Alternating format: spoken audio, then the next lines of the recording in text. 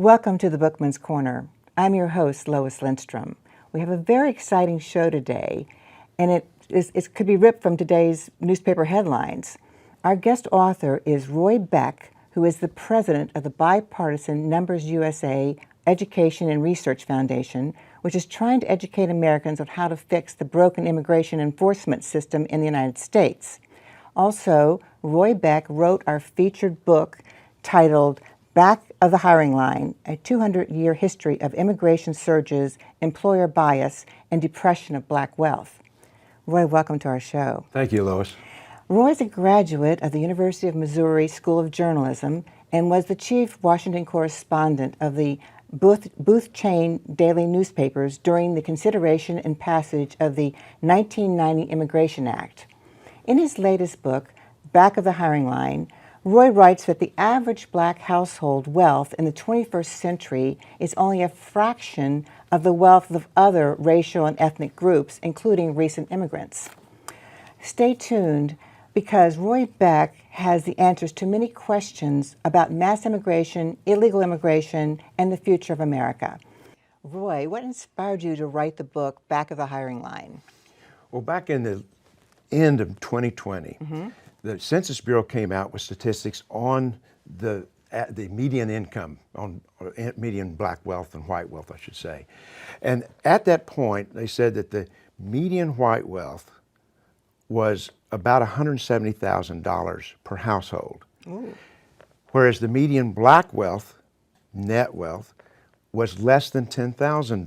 Oh my gosh. So that meant half of all black households had net wealth less than $10,000. It was about 6% that of all white wealth. That's a tremendous income disparity or wealth disparity.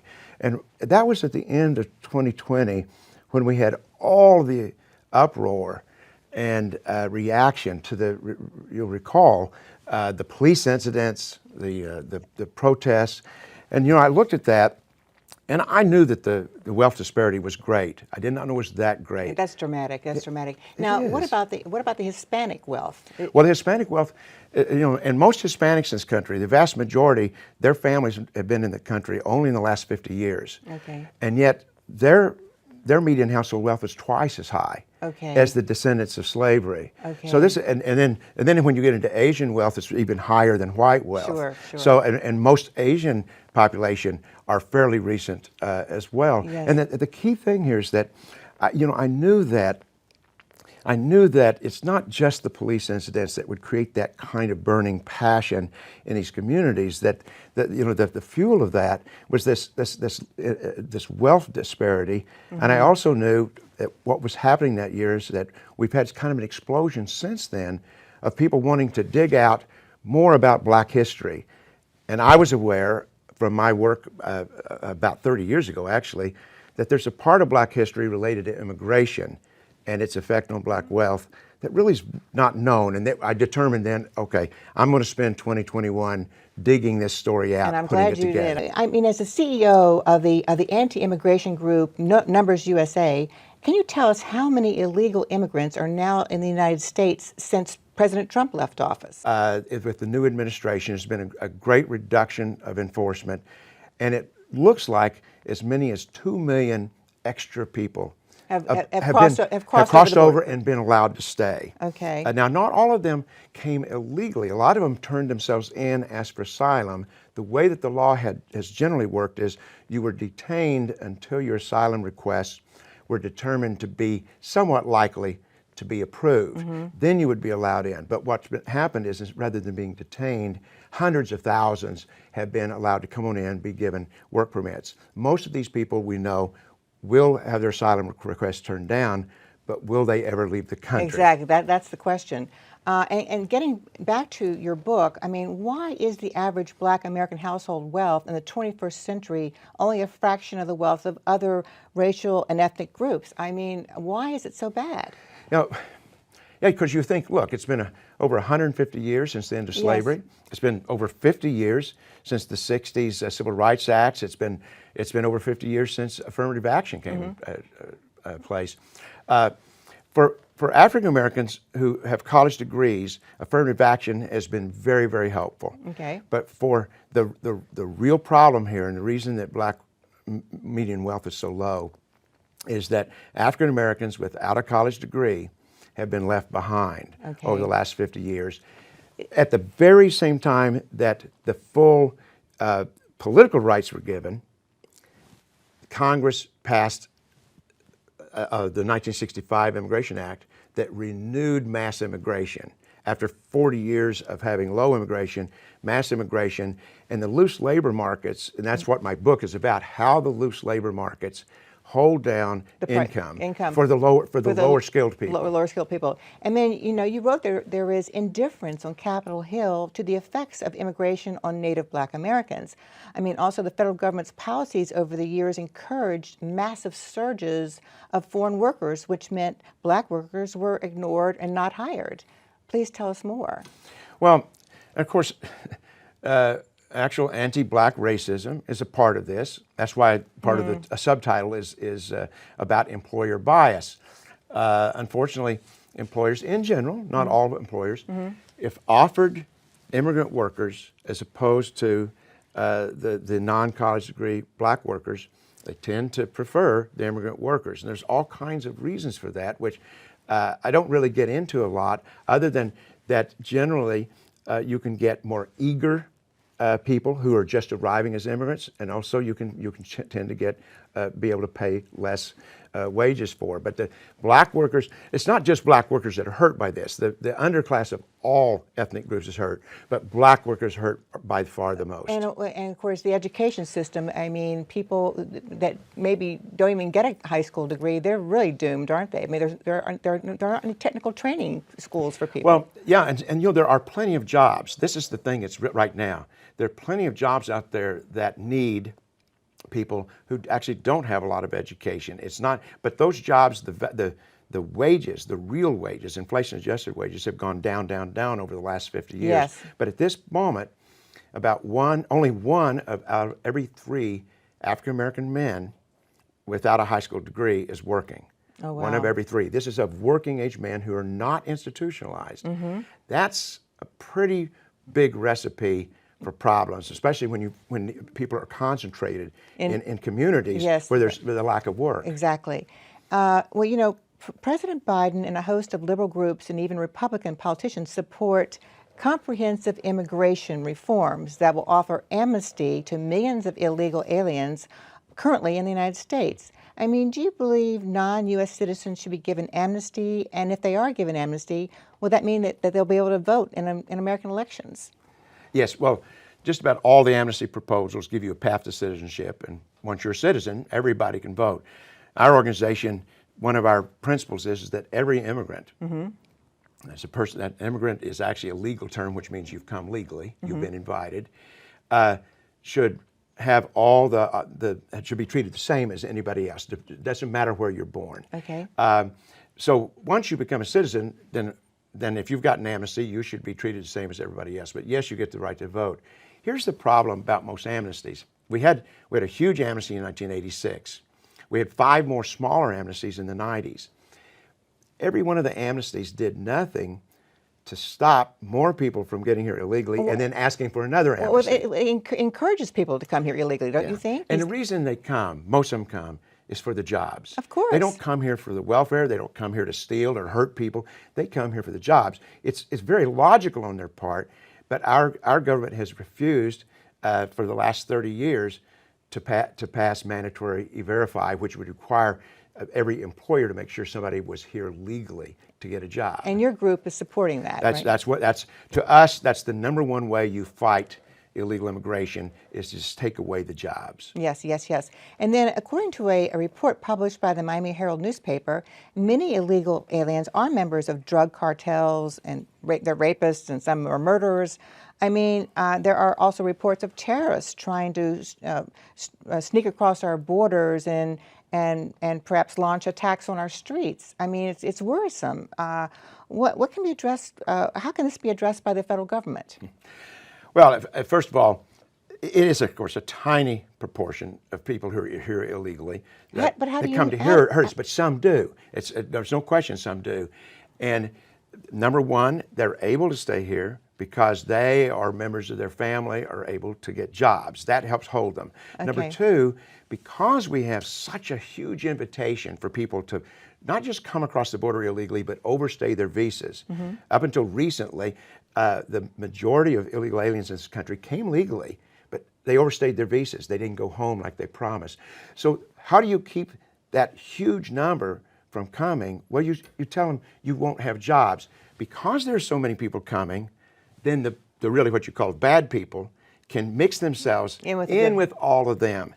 If we didn't have hundreds of thousands of people a month trying to come here illegally to get jobs, the Border Patrol would have far fewer to chase. So the bad guys that are coming, they'd be much more likely to catch So them. do we need more people than in the enforcement sector of the government? Do we need more people enforcing? We do, but again, everything is destined to fail until we turn off the jobs magnet. So the E-Verify is so critical Yes. for people. They have to have that before they get a job. They have to be able to be verified, right? By the employer. Yeah, It's been around since the 90s. Over 50% of all new hires go through it now. It's voluntary. That's the problem. But guess what? The people who intend to break the law don't volunteer to use it. No, of course, of course.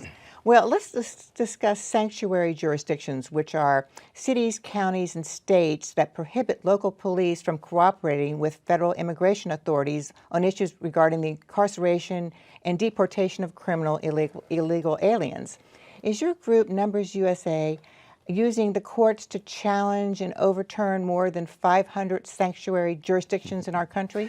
We're not involved in the courts. There are other organizations do, but we definitely have worked and mobilized our grassroots members to fight these sanctuary policies. They are part of the reason for what you were describing a minute ago.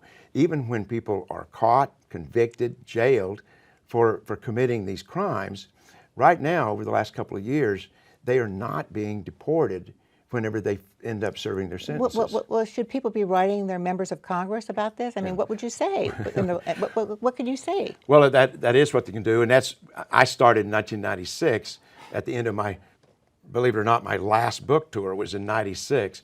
I started this organization in part to make it easy for people to do that. So when people come to numbersusa.com, they can sign up for free. We help them know how to reach their members of Congress, what kind of messages they may want to send, they can decide for themselves. But wherever people are, they need to talk to their own members of Congress. So you have the sanctuary jurisdictions on your website then. We do. Okay, very cool, very cool. Well, I read in your book that before the passage of the Immigration Act of 1965, only 44,000 immigrants were admitted into the country as relatives, mostly spouses and children of immigrants who had been admitted for their special skills. And then 5 years later, in 1970, the annual number of foreign relatives jumped from 44,000 to 172,000. And in 1980, nearly 370,000 new immigrants were given a time work permits because they had relatives from previous immigrants. I mean, explain how this new chain of migration greatly increased the number of immigrants in the same occupations as African Americans.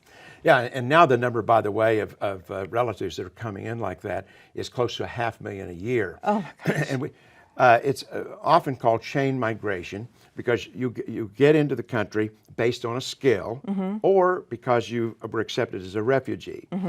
And then the law allows them to immediately bring in spouse and minor children, and then parents, and you petition for your brothers and sisters, your adult brothers and sisters, your adult children. Each of them are able to bring their spouses. The point is that the chains never stop. Now there are annual limits in each of these, and that's why it's not over 500,000. There's something like 4 million people standing in line. Right now. Yes. Now there's nothing wrong with these people that are coming. It's not the characteristics of those people, but it's the numbers. And the fact is, it's these 500,000 people are being brought in without any indication of what their skills are or whether they're needed in the labor market. They come in And again, the people who are last in line, which are the non-college degree African Americans, descendants of slavery, now they have to compete directly in these markets, And that really that really dampens wages way down. Wages are dampened, and the workforce participation drops. Well, you know, it was interesting to read in your book that John F. Kennedy's book, A Nation of Immigrants, had huge unintended consequences. I mean, did Kennedy advocate a revival of mass immigration in his book? And what was the impact of Kennedy's book? Yes, well, the impact was that he wrote the book, and then he got assassinated. And people began looking for ways to honor this slain president. And they picked up on this book. It's like his book, what his book wanted to do was to end it wasn't really racial considerations in the 1924 Immigration Act, but it was by continent. Basically, the 1924 Act dropped immigration dramatically to under a couple 100,000 a year. Yes. But they also determined who could come, and you almost couldn't come if you were from Southern Europe or Eastern Europe, and you definitely couldn't come if you were from Africa, right? If you're from Africa or if you're from Asia. Okay. It was a little different from Latin America. So there was a racial impact of that. What Kennedy wanted to do was to change the who, not the how many. And when the Congress enacted the change in 1965, all of the major sponsors, that included his two brothers who were senators, Senator McCarthy, Eugene McCarthy of Minnesota, they all said this will not increase the numbers. Yes. Now my book goes through all of this, and I conclude that it was an accident. I really do conclude they did not intend to increase the numbers. But in fact, it ended up almost immediately doubling the overall numbers. Oh, yeah. They just misjudged everything. And it was indifference because, as the economic, or the labor economists have said, nobody in Congress invited any labor economists to say, what would this do to the labor market? Exactly. How would that affect it? Yeah. Because, I mean, I was interested to read in your book about the janitorial services in California. I mean, from an estimated 2,500 black janitors in California that were earning wages equivalent to $30 an hour in the 1970s, only 600 were left in their jobs by 1985, and with just 10 of them, with 100 of them earning union wages. I mean, what happened to the janitorial services? Yeah, we saw this happen in one occupation after another. What happened there was that we had so much both legal and illegal immigration, primarily from Mexico at that point, that businesses, janitorial businesses, rose up, hiring these people at very low wages, and then they were able to offer contracts. The governments, the businesses, they put out the bids. Well, the lowest bids came from the companies that had the foreign workers working for them, whether they're legal or illegal. Whereas the previous contractors were they had union workers, which were predominantly black workers. And they were in the middle class with those wages, but then the unions collapsed. They collapsed. They collapsed. Those businesses, they went out of business. Yes. Now this happened in the meat packing industry, happened in one industry after another. One of the things I try to emphasize throughout the book, this is not the fault of the immigrants. I mean, they're just taking jobs. Yes. And if they came here legally, they did nothing wrong. Right. But the officials, without looking at the number, which is the key thing here, have made this happen. Yeah, it's the federal government is not managing it properly. Well, why did black workers disappear in New York, Washington, D.C., and Miami? I'm referring to your paragraph which states that the black employment rate dropped 36% from 1965 to 2000. Why? Well, everything we've just been talking about and more. I have to say that in the 40 years prior to the renewal of mass immigration in 1965, you had the greatest economic advancement of blacks in our history. And they were in the middle class. Most of them were in the middle class. But it's just the labor markets became flooded. And so again, it was employer bias, but it's also employers have to, they've got to compete with each other. Yeah. And if their competitor is able to undercut them with lower wages, they've got to either lower their wages or hire somebody else. And in the end, African Americans, by this point, the civil rights movement, it told African Americans, you deserve to be paid like Americans. You deserve to work like Americans, have benefits like Americans. So you've got two things going on here, and one of them is a lot of African Americans say, you know what, you've lowered this job below what I'm willing to take. Okay, okay. Because, I mean, you say that, you know, so many Black Americans are shut out by ethnic immigrant networking. I mean, what is ethnic immigrant networking? Because they only will, like a Hispanic-owned business will only hire Hispanics, right? And they won't hire anyone else, right? Well, a Chinese restaurant. A Chinese restaurant, only, yeah. I mean, let's think of a Chinese restaurant. It makes absolute sense, doesn't it? If your language, your main language is not English, you're going to like hiring people that you can talk your native language with, often their family. Ethnic networking is totally natural. It happens all over the world.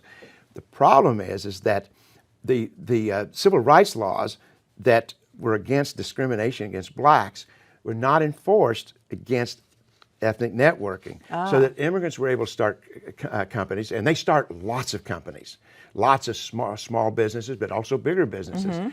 And because of the special circumstances, the government, the federal government, did not prosecute and force the ethnic-owned companies, the immigrant-owned companies, to hire Black Americans in the way that it did other Americans. That's so interesting. Now, you also say that how is affirmative action being used by employers to avoid hiring native-born Black Americans?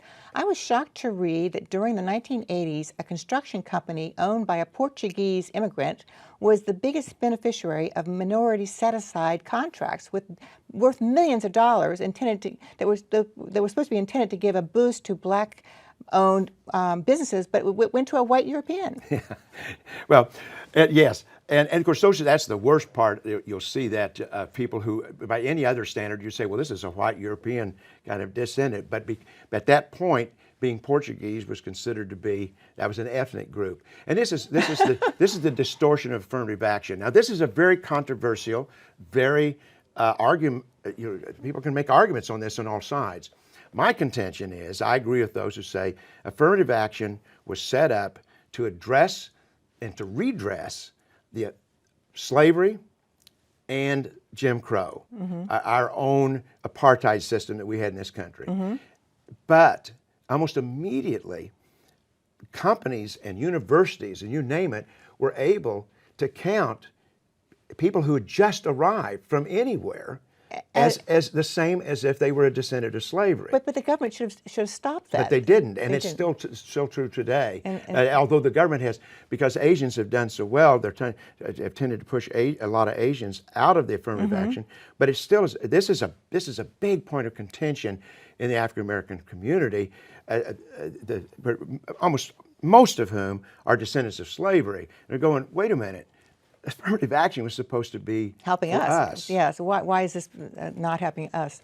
Well, there's a lot of false information out there. I mean, I read in your book that the federal government believes that field work in the United States should be done only by foreigners who would accept wages and working conditions that no American would accept.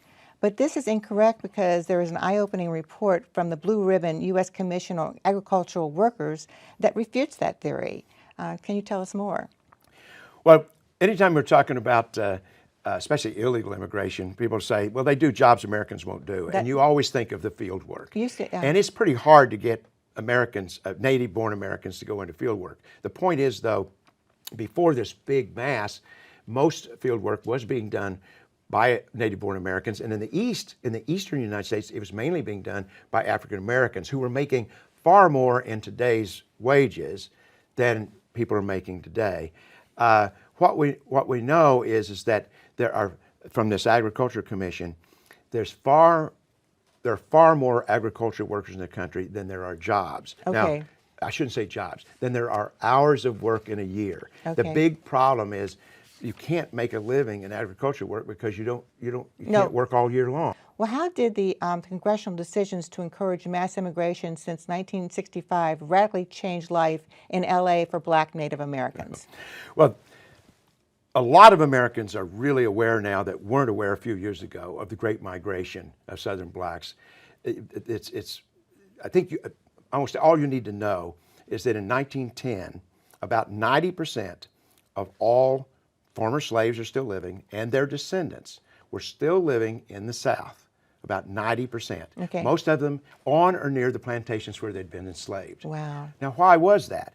Well, if you go through the history, it was because the North was filled with new workers from Europe. Yeah, right. The manufacturers shipped them in, and that's what happened. But once Congress lowered immigration, dramatically lowered it in 1924, the Northern industrials sent recruiters throughout the South, and you had this massive, for 40 years, massive movement, about 6 million Okay. African Americans out of the South moved west, moved north. Okay. Now, but then in '65, as I say, inadvertently, accidentally, Congress reopened it. And in Los Angeles, as a case study, Los Angeles was a mecca of, like Harlem was, it was a mecca of black entertainment, black culture, black middle class, black businesses. And what we saw in the early 90s with the Rodney King thing, all of a sudden America fixated on South Central Los Angeles, That's right. which had been controlled by the descendants of slavery. But they had lost their political power, they'd lost their economic power, and we just saw what happened. They were very upset, yeah. Well, of course they were upset, and they'd elected a black mayor, Yes. but never since, and maybe never again. Exactly, exactly. Well, it was interesting to read that economist Elizabeth Morgan wrote in her book, Immigration in New York, there are tens of thousands of jobs in New York City for which the native-born African Americans are not candidates. I mean, young Africans who sought jobs at dozens of immigrant businesses don't have any success. And That's some tremendous sociological work that she did and others, and it's, again, this is the bias. And by the way, it's not. This is the complicated thing. It's not just race, because black immigrants from the Caribbean and Africa do not have the same issue. So there's a cultural aspect to this as well. That employers, there's obviously a different culture of people who've just arrived as immigrants from Ghana than there is from fifth generation, 10th generation African Americans who came out of slavery, Jim Crow, et cetera. But the fact is ethnic networking is a big part of this, all kinds of reasons. But we look at these cities that sometimes start burning, yes, and rage, and it's this just comes out of hopelessness, because you've got generations now since 1965 in which, especially thinking about young black men who do not see opportunity. They don't see rungs on the ladder. They don't see the first rungs of the ladder. That's right. They have no idea that they could climb to higher rungs. Yeah, it's a very sad situation, yeah. We're coming to an end here, Roy, but I just want to ask you one quick question. What has been the reaction to your book from African Americans? Well, that's been very rewarding. It turns out that I'm old enough that maybe I shouldn't blame it on age, but there's all kinds of things going online. There's something called Twitter Spaces, where you have these long conversations. But it turns out that there's a lot of these conversations going online in African American groups, especially ones that identify themselves as freedmen, that is, the descendants of American slavery. Okay. And they're reviewing my book. They're playing excerpts of the audio book. Okay. And I was asked at one point to, after a lot of this is going on, would I come on and take questions and answers? And they said it'd be about 2 hours. So that's longer than this one. It lasted 6 hours. Whoa. 6 hours. A lot of questions. And then 2 days later, they said, well, couldn't it come on again? We had some more questions. Had 7 hours Okay. on the thing. But anyway, there's a lot of podcasts. There's a lot, as it turns out, my book is not, for the most part, introducing this subject to them. It is confirming, they say, what they this already is knew. what we believe, but nobody's listening to us. Exactly. And that's my next question. Where can our viewers find your book to purchase it? Well, as usual, they can find it at Amazon. It's there. And also, we have a website, backofthehiringline.com, which tells you all the different ways you can get it. Well, Roy, thank you so much for being a guest on the Bookman's Corner. Thank you for having me. Really appreciate it. And thank you so much for watching. Please join us again next month for a new edition of the Bookman's Corner. I'm Lois Lindstrom.